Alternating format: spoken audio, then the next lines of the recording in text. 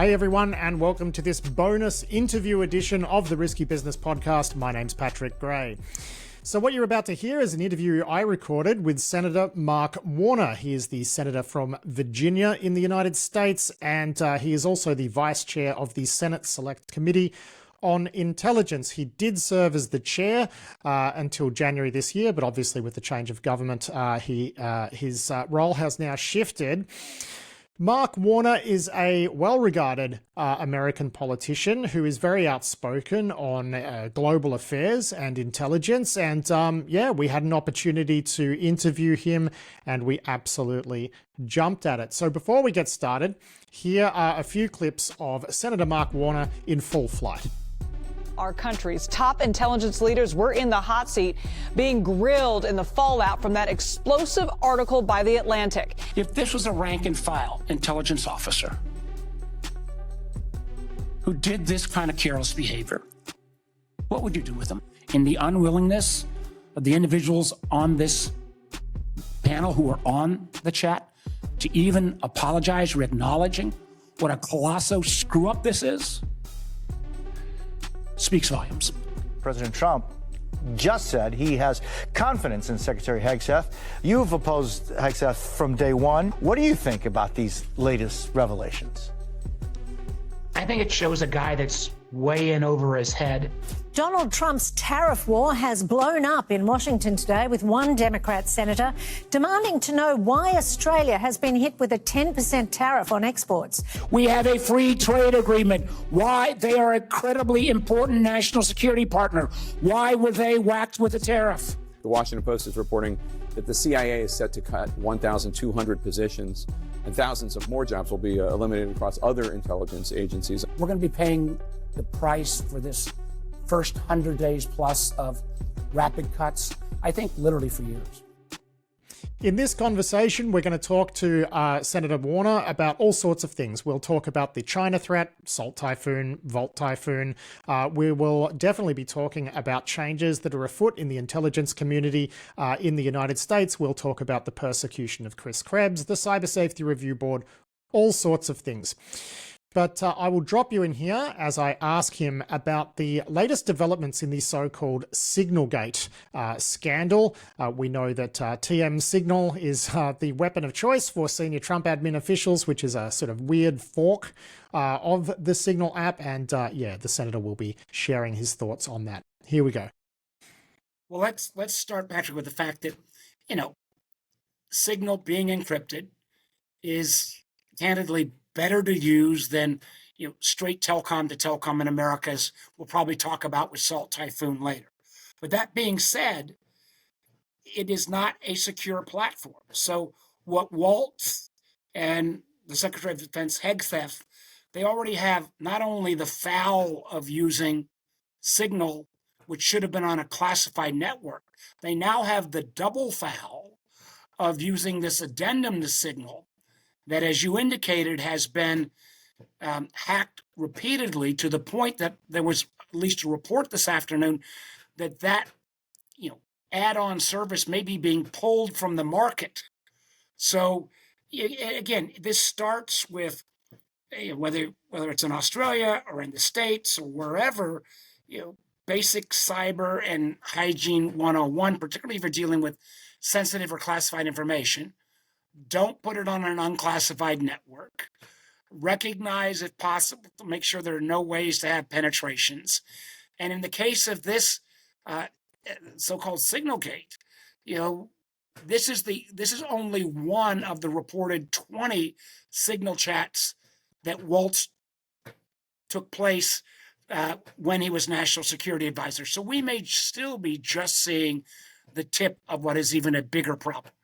I mean, I think one of the issues here, though, is even if they weren't discussing classified information, that, Signal version or the modified version of Signal that was being used there probably wouldn't even be suited for non-classified communications. I mean, how much of a concern is that from your perspective? Well, that's a concern as well. Now, there is, again, I don't want to, the only thing I'd say about Waltz was he at least acknowledged a mistake, something, again, that other folks who were on that chat didn't even acknowledge.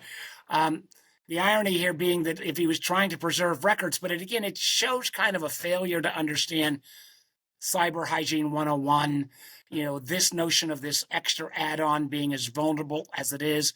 And, Patrick, just to be clear, we don't even know if in the first episode that included all of these senior officials, whether anyone has gone and checked the actual devices to make sure that there's no malware that's been dropped onto them.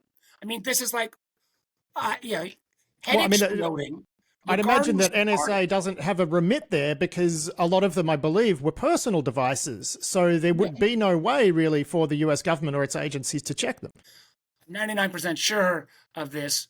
The NSA had General Tim Hawk, who subsequently got fired, who had 30 years of broad bipartisan, cyber experience, was not even on this chat, because if he'd been on the chat, he would have said, here, time out, guys. We should not be having this kind of conversation on Signal, that this level of sensitive information. And literally, Waltz, I think, is going to have a brutal hearing, but Hegseth, who should also be fired, or should have the good conscience to resign, I have continued to invite him down to a part of my state, Norfolk, Virginia, where our naval base is, that the aircraft carrier, the Truman, is home ported, and to try to tell the friends and families of those sailors that their loved ones wouldn't have been put in harm's way if that information had gotten out and somehow fell into the hands of the Houthis, because this was literally about the bombing locations and timing and other materials that, again, everyone in the defense community, everyone in the cyber community and the intelligence community knows, if you had mishandled that information anywhere in the American government, the Australian government as well, you'd be fired with legitimate cause. So I want to ask just, and this might seem an unusual question here that's not really being discussed in the by larger media when discussing this, is I'm just curious about how something like this winds up in use. Because there are messaging platforms that support end-to-end encryption and record keeping. The one that I keep coming back to in my head is Wickr, which was acquired by Amazon. It is an Amazon product. It has been used by the US government previously. I think it was ICE had a contract with Wickr at one point.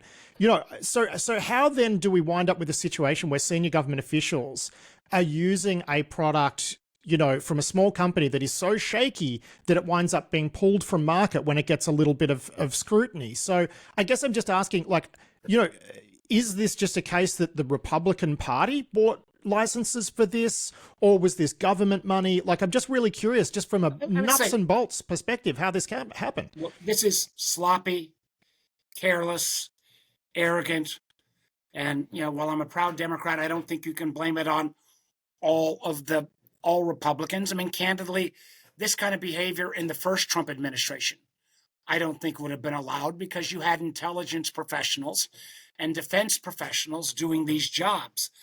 That is not the case as much now, where you've got sycophants who it is more important to pledge loyalty to the great leader, Mr. Trump, than it is to do Hygiene 101.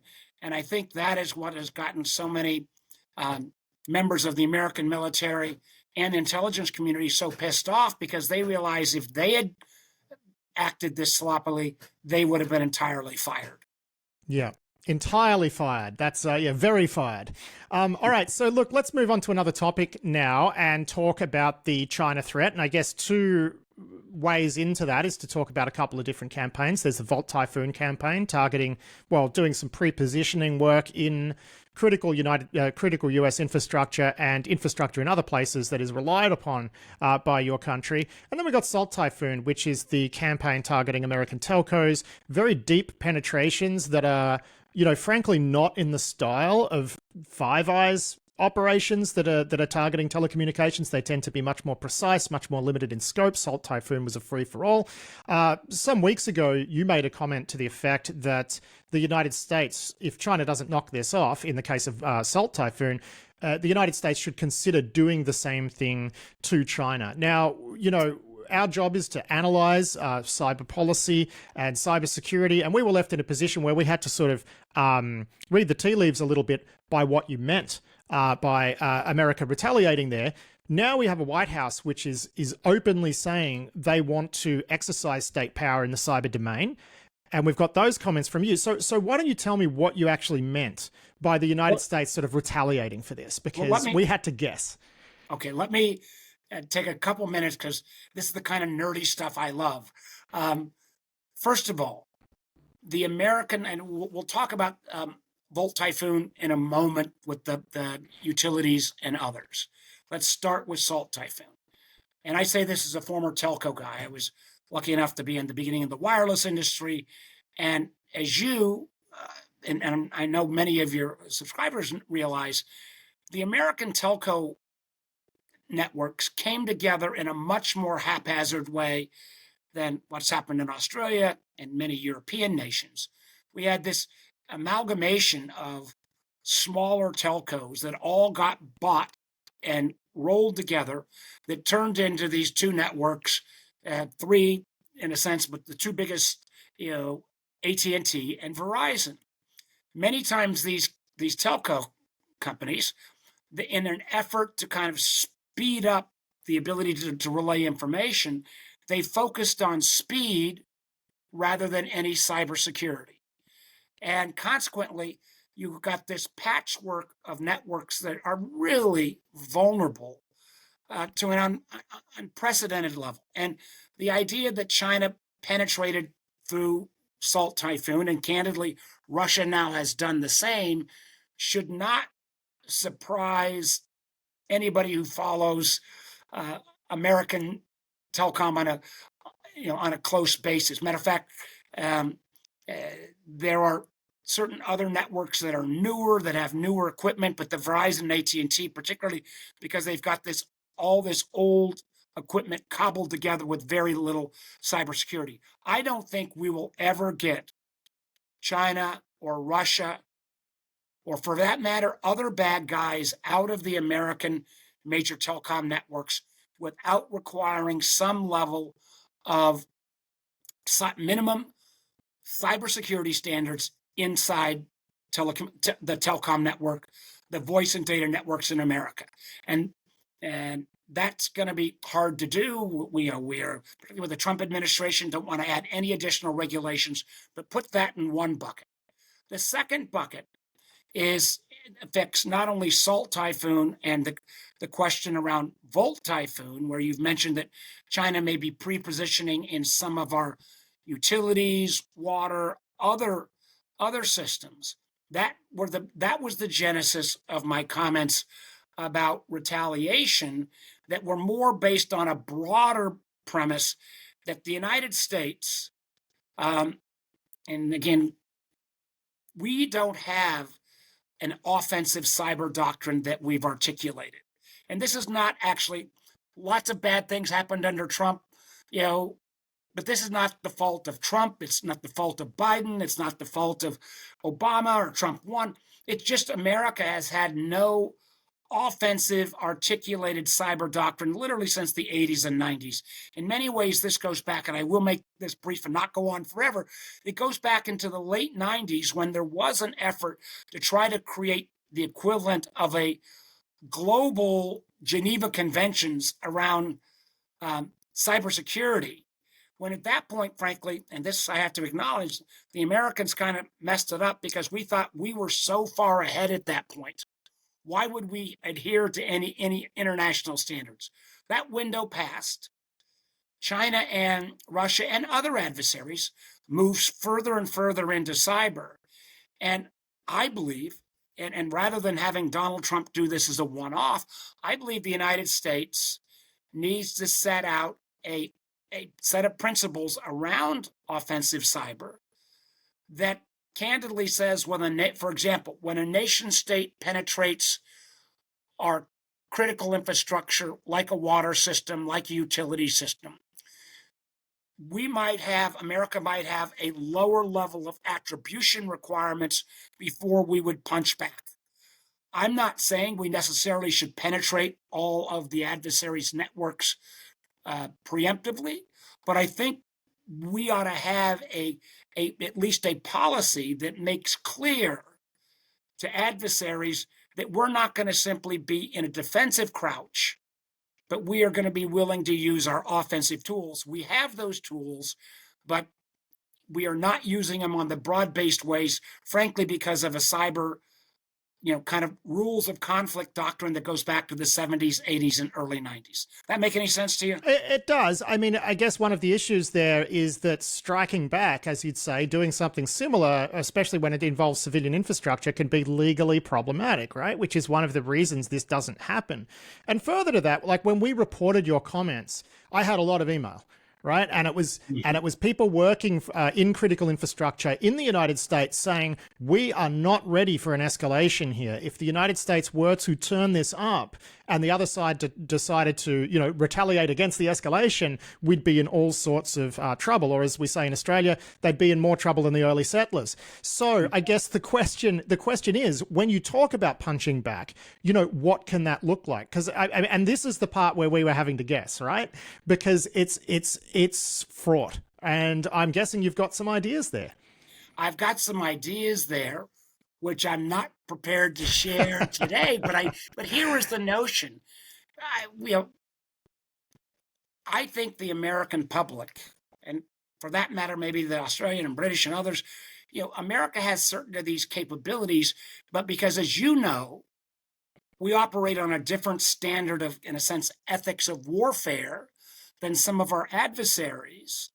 And our adversaries know that we are operating within those constraints, means that they can continue to penetrate to, whether it's collect and break into, years ago, you may recall the OPM, where they got China got all of the personal data on anybody that ever worked for the federal government. And because we don't have an offensive articulated criteria that would put our adversaries on warning that at least if this happens, we're going to have lower attribution standards in terms of our ability to strike back.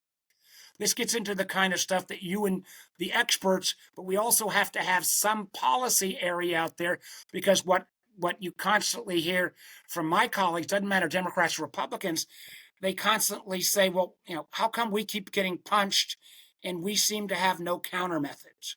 And some of this goes back, frankly, even to like Obama's time as president, where he had to, warn President Xi on some of these offensive cyber activities. This is something I want to be careful where I go on this conversation. I've had conversation with my Australian colleagues, with our British colleagues, and others about how we put on notice, not saying we do anything, but how we put on notice our adversaries that we're not going to allow them this free reign without any consequences. Well, we've tried indictments, we've tried name and shame. I just don't know. I think there is something to what you say, which is punching back. I guess the question is, wouldn't you agree though, Patrick, on name and shame and indictments, our record kind of sucks. It does. That is absolutely true. Now, look, we can't have this conversation without talking. I mean, obviously, we're already talking about China, and the big thing that's happening between the United States and China at the moment are these tariffs, all right? And I'm just wondering, because it's a little bit difficult to know from all the way over here, what you're thinking is on how the tariffs are changing the dynamic between the United States and China when it comes to intelligence activity, because I'd imagine there would have to be an effect, because this does qualify as a deterioration in relations, which were already not great. So what's your feeling for how this is playing out in this sort of intelligence side of things? I will try to give you as short a version as I can. Let me also say that, China is a great nation. I have huge respect for China. When I was governor of Virginia, I led trade missions to China. I encouraged greater collaboration. I think your former prime minister, Kevin Rudd, who I think is one of the smartest guys in the world on China, pointed out that President Xi Jinping in about 2013, 14, 2015, basically said primacy of the Communist Party of China was more important than even economic well-being of the Chinese people. So starting in about 2017, as I sat on the Intelligence Committee, and there wasn't a week that went by where I didn't hear about further Chinese intellectual property stealing, espionage, literally threatening great Chinese students who are studying in America that if you return home, you better bring a thumb drive or your family could be in danger. So starting in about 2017, and as a former telecom guy, Huawei kind of blew me away because, oh my God, China's got cutting edge and they're starting to set standards and protocols in telecom. I started an effort, bipartisan, where we would go to industry groups around America and say, let me warn you, buyer beware about how you do business with China. I led similar efforts, and some of them were not greeted well with our European friends, with my friends in Australia, with a lot of friends in Asia, and saying, guys, China's a great nation, but be careful how be careful of intellectual property theft, be careful on the fact that they don't operate under a system of the same kind of laws. So literally 20 years of efforts, ending up with the end of the Biden administration where we finally convinced people to maybe move out of China, move some of this manufacturing to the Malaysias, the Vietnams, the Indias. And what you have now in 105 days or however it's long that Trump has been actually president, you've seen 20 years of that effort to try to woo countries away or at least have them be very careful about how you do business with China. Now, as America comes up with this kind of convoluted, crazy tariff policy, I had a fairly good exchange with the U.S. trade representative where I said, and not to be kissing up to you, I said, why in the hell are we sticking Australia with a tariff when we have a free trade agreement with them? We have a trade surplus and we're building submarines together. Why are we whacking our friends? By this crazy tariff policy, we have turned all of those nation states, or many of them, both publicly and privately, into suddenly thinking, you know what?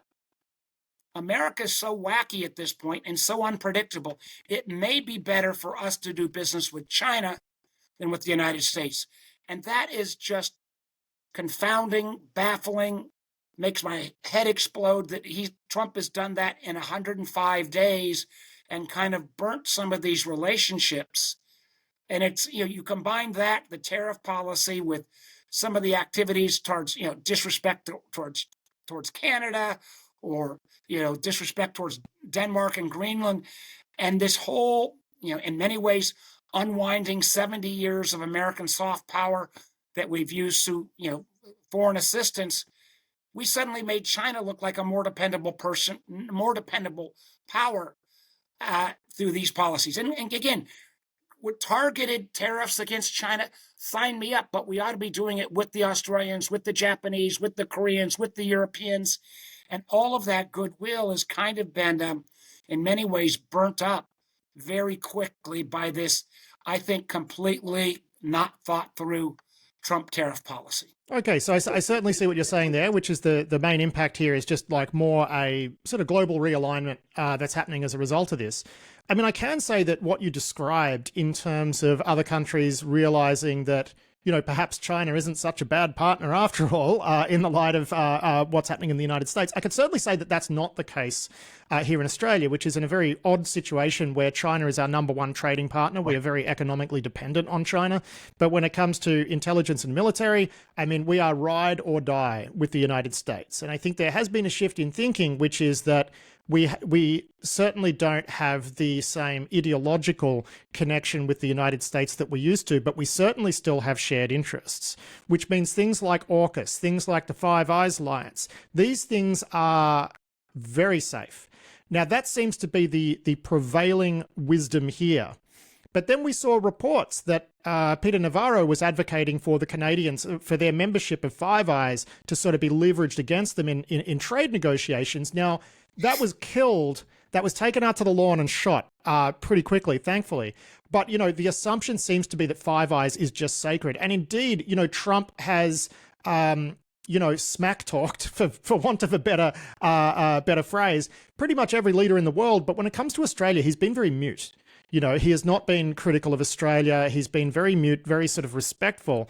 It seems like Australia and the United States certainly still have that connection, those shared interests. So I guess I was wondering, do you think the Five Eyes Alliance could be in for a shakeup? Do you think the AUKUS deal could be at risk? Because it's my feeling from this end that probably not.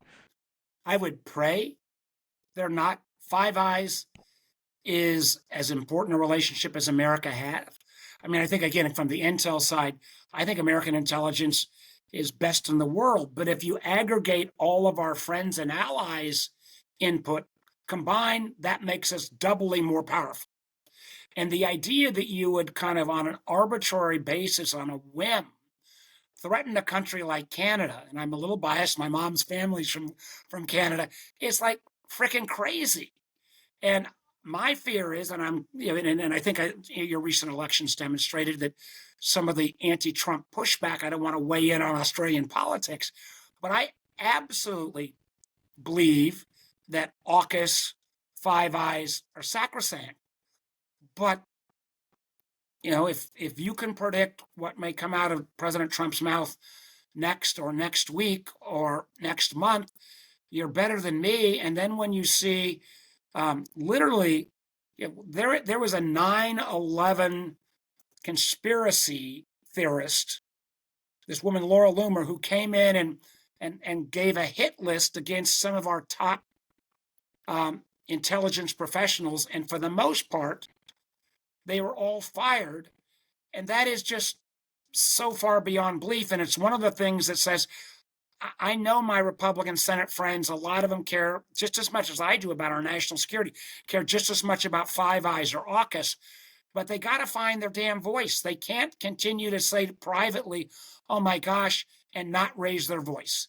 And that's one of the things that's playing out real time right now in American politics. Well, you actually just perfectly segued into the next topic I wanted to discuss, which is, changes at NSA. So we have seen Tim Hawk and Wendy Noble fired from NSA, reportedly after Laura Loomer urged Trump to do this because they weren't, MAGA people. That's the reporting. Anyway, we also now have Tulsi Gabbard launching some sort of Doge for the intelligence community type project to apparently try to depoliticize these agencies, which, I mean, I don't know where this idea that they're politicized has come from. Perhaps you could tell me. Well, first of all, this is so dramatically different than even the first time Trump was president. The irony is that, President Trump, at least around our intelligence community and the professionals he had, did a pretty good job his first term. Biden continued. These were areas that were sacrosanct. I mean, the rule number one in the intelligence community is speak truth to power, and rule number two is never be political. And that is the case of our workforce. And now you've got Tulsi Gabbard, the director of national intelligence, almost on a daily and definitely on a weekly basis, going out on some right-wing crazy podcast or broadcasting network and basically undermining her faith and trust in the whole intelligence community. And think about this. In America, to train a new CIA officer costs about $330,000. We've got way too complicated a security clearance process. You then have to go through this whole training. But for her and others to start randomly firing young people, not only are you not saving money Doge-like, you are wasting money, but you're also scaring away the next generation from people joining it. As you know, Patrick, you can make a heck of a lot more money in cryptology if you want to go work, on Quantum Project, for example, in the Valley, than working at NSA or working inside the intel community. So we have people who do this for mission. They're not going to do this for mission if you've got people that are disrespecting them the whole time, and there's not a day or at least a couple days that go by that I don't hear from both the intel community and the defense community, both uniformed services and civilians, that are saying, holy heck, we've never seen this incompetent of leadership at the agency level. Hegseth on defense, and Gabbard at Intel. I mean, I hear from, former intelligence leaders and government officials, people like Rob Joyce, people like Chris Krebs, all of them. Every time you talk to them, their main concern seems to be around staffing. I spoke to a former rank and filer who says when they talk to their friends who are working at Fort Meade, everybody's trying to get their resumes approved so that they're ready to go. And there's even a backlog in, resumes being approved because I think some of the people who approve the resumes have been fired, and it's just, everything's a bit of a mess. So there does seem to be this huge concern in government circles in the United States around staffing. But I wanted to ask too, with Tim, one of the reasons we've always had a military type running NSA is because it's a dual hat role with Cyber Command, right? So it just necessitates a military leader.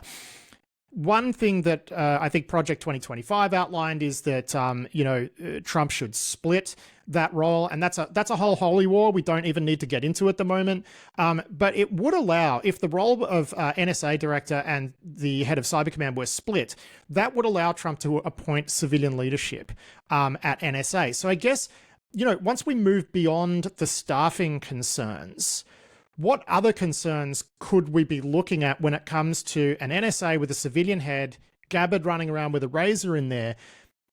NSA is a huge organization with a lot of oversight, but are there concerns, or do you have concerns on your side that bad things could start happening at NSA, given enough time?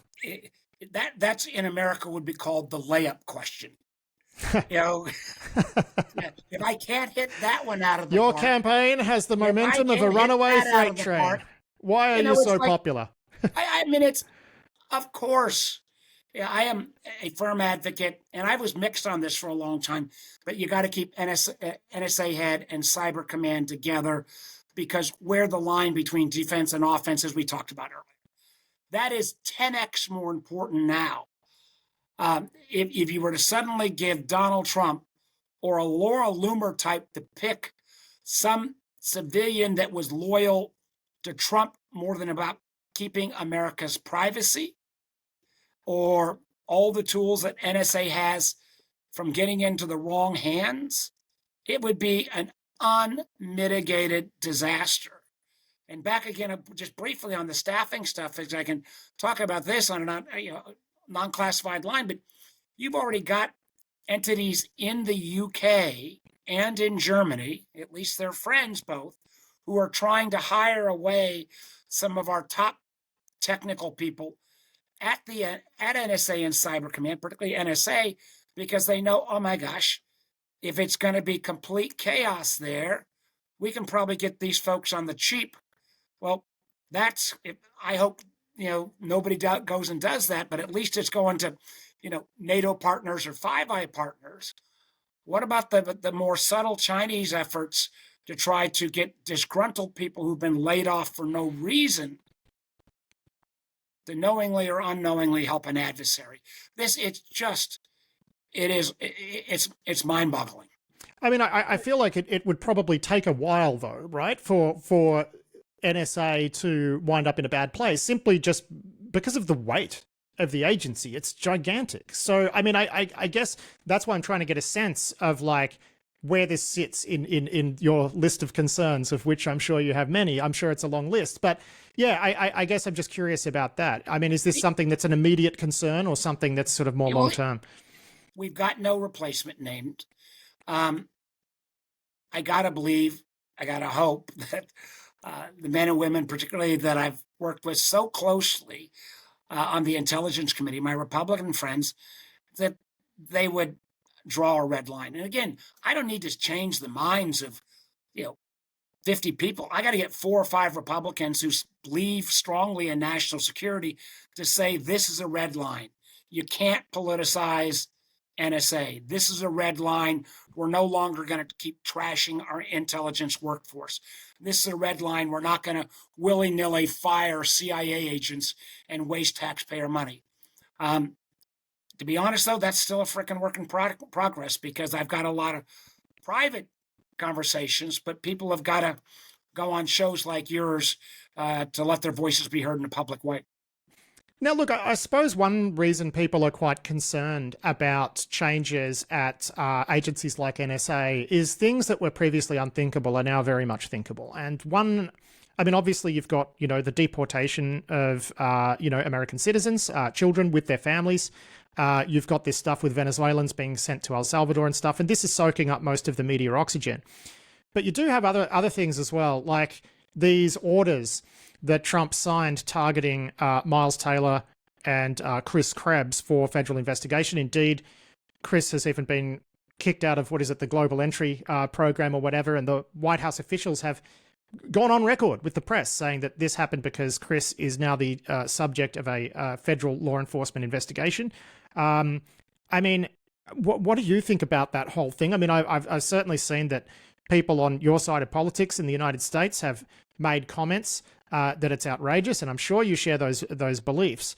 But I guess my question is less what you think about it, because we know, but more what can you do about it as the opposition party in the United States? What is it that you can do to try to do something about this? Let me deal more. I know Chris. I've met Miles. I don't really know him. I've known Chris well, and the thing that Chris is guilty of is he did a damn good job in 2020 in making the election safe. And then by doing a good job at CISA, and then acknowledging that the election was safe, he got fired. And the fact that he now has to spend, dollars trying to protect himself. And then one of the things, Patrick, that you mentioned, it's virtually never, sometimes frustrating to the point where law enforcement agencies don't even acknowledge whether they're investigating someone in America. So the idea that they've got law enforcement agencies leaning in, which puts a chill around, Chris's ability to get additional work. The idea that, as petty as taking away your global entry card, I think Chris will have law firms that will be able, that will come to his assistance. I stay in Chris is a friend of mine. I will do everything I can. So we've got, in the minority party here, we got 3 ways to fight back. And whether the situation is Chris Krebs or anyone else, we can litigate. And thank God so far, most of the court decisions have been against the authoritarian tendencies that we've seen from Trump. We can protest, which more and more Americans are doing on a daily basis. And we can do for people like me, whatever I can do to convince, my Republican friends. And remember, Chris Krebs is a lifelong Republican. He's not some crazy-eyed Democrat. That they ought to stand by what they say they believe in, and particularly in terms of national security and the willingness to be able to say truth, speak truth to power. But what's happening to Chris Krebs and his family is morally wrong. It is a financial burden, and it's frankly an embarrassment to me. And it's an embarrassment that more members of Congress than on the Republican side haven't spoken up on his behalf. But I mean, speaking up is one thing, but I mean, are there even any concrete steps that the Democratic Party could take to try to resolve this situation? I'm just wondering if there is a plan of action. And full disclosure, I know Chris as well. Is there a plan of action to help him? And again, this gets into the kind of the nerdy stuff. People say, hold up a nomination.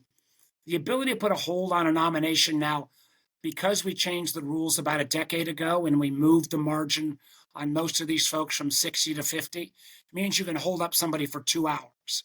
So it's not the kind of old threat of a hold that used to be the case. So there are some folks who are holding up folks within the Justice Department. At the end of the day, it doesn't really, it doesn't move the needle that much because the expedited process.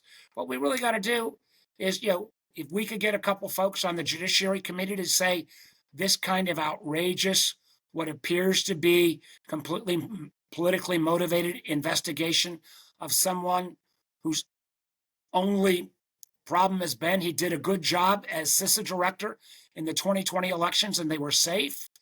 you could then hold a hearing on that. You could then drag some of these people from the Justice Department in front of Congress for a hearing.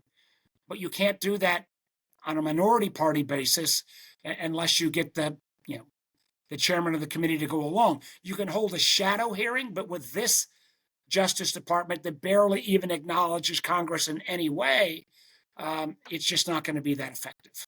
So until the Democrats are to hold congressional power, there's just what you're saying is there's real limits to what you can do there. There are real limits. We can litigate, and the courts overwhelmingly, I think it's 160 lawsuits, and 75% of them have all been decided in more what I call the traditional way. You can protest, and there's protests happening all the time across the country. And I'll take a little rural part of my state. I had 150 people on a Tuesday morning. People are pissed off, rightfully. And we can do what I also think I've got unique responsibility to do as somebody who's had a history of being bipartisan. I can try to argue, convince, cajole my Republican Senate friends to say, come on, guys, stand up for Chris. Or think about, I completely disagreed with Mike Pompeo when he was Secretary of State on a whole host of items. But the fact that he had his security detail pulled from him because he was, secretary during the Soleimani strike, and you were suddenly leaving him and his family potentially open for Iranian activity, is crazy and embarrassing. And, I know some of my Republican friends have made private calls to the White House to say, hey, this stinks. But until we can show committees on a majority basis standing up against some of these authoritarian moves, I'm fairly familiar with the system in Australia. You guys could call a snap election or show a vote of no confidence and move. We don't have those same tools available in the United States. Yeah. Now, look, we're on the home stretch now. One thing that I did want to ask you about is the Cyber Safety Review Board was disbanded. We saw some recent comments from the White House cyber coordinator saying that, it was rife with conflicts and whatnot. I mean, I'm not particularly sympathetic to that argument myself, given that most board members immediately recused themselves when an investigation touched on their company or a competing company. But I just wondered if you had any strong feelings about the CSRB. Yeah, no, most of these, the vast majority of these commissions, people take it as an honor. If there is conflicts, they recuse themselves. They're almost all bipartisan, so there's that forcing to work together. And again, there's nothing makes a bipartisan committee better, intellectually better. It does mean that when one side or the other screws up, both sides have to be involved in the solution set. But it is, yes. Am I concerned?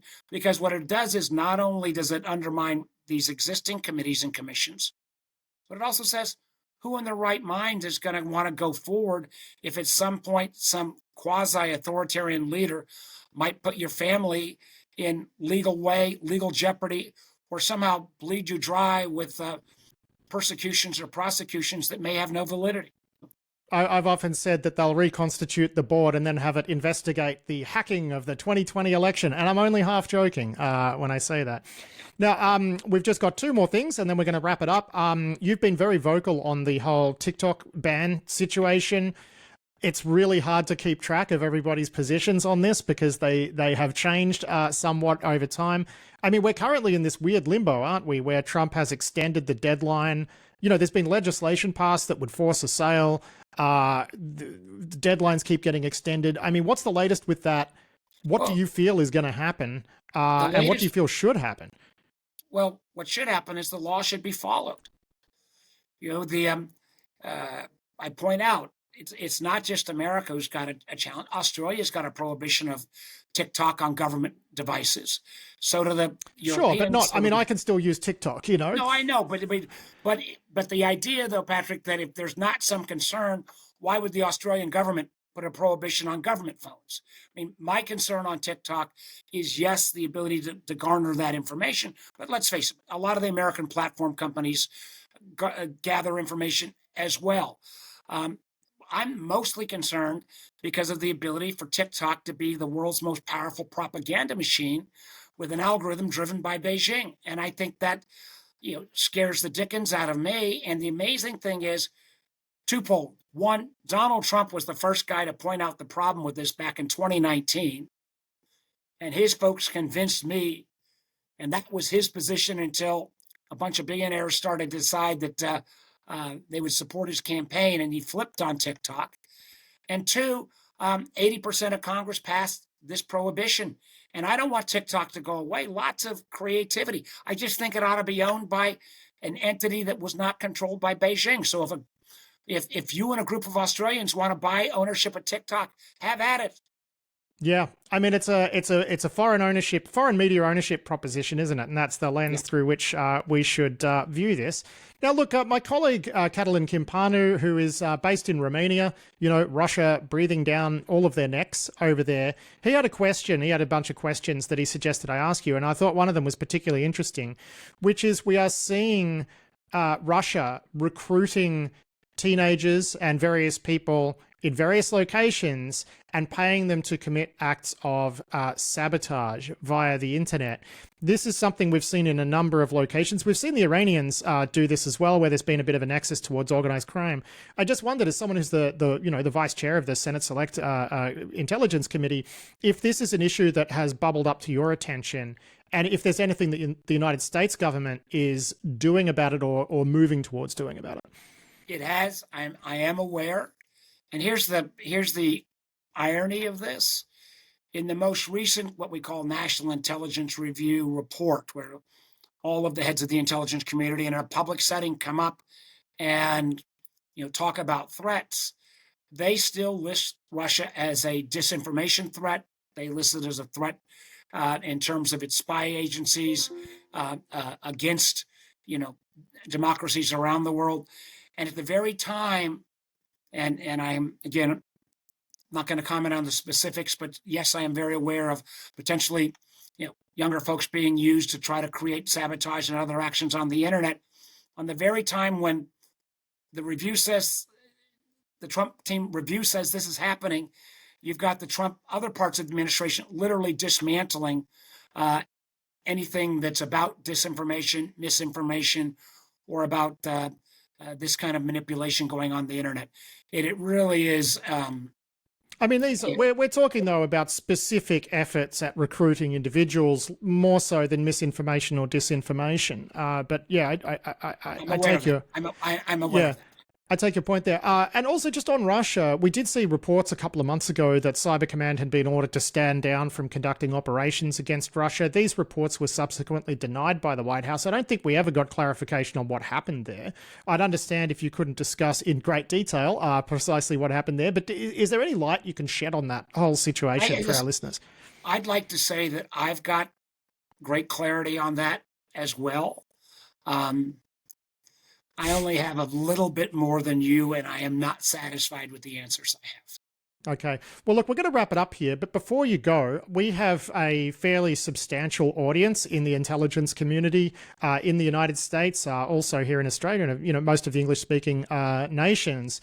I just wondered if there was any message you would like to deliver to our intelligence community listeners, seeing as we've got you here. What I would simply say is, as long as I got this job, I'm going to have your back. I respect what you do. I know you're never going to get the recognition that you get, that the traditional uniformed services get. I know how much you keep our country safe, and frankly, our Five Eyes and allied nations around the world. I know we are made stronger by alliances around the world. And I'd ask you to kind of hang in there. If you think it's been surreal the last 105 days, I feel your pain. I do think the United States is a better country than what you're getting at this point. I think the American people are turning and realize they hired Trump to maybe bring down prices. That's not happening. They didn't hire him to kind of dismantle our alliances, or for that matter, undermine the men and women in our intelligence community. All right, Senator Mark Warner, thank you so much for your time. It's been a fascinating conversation. Thank you, Patrick.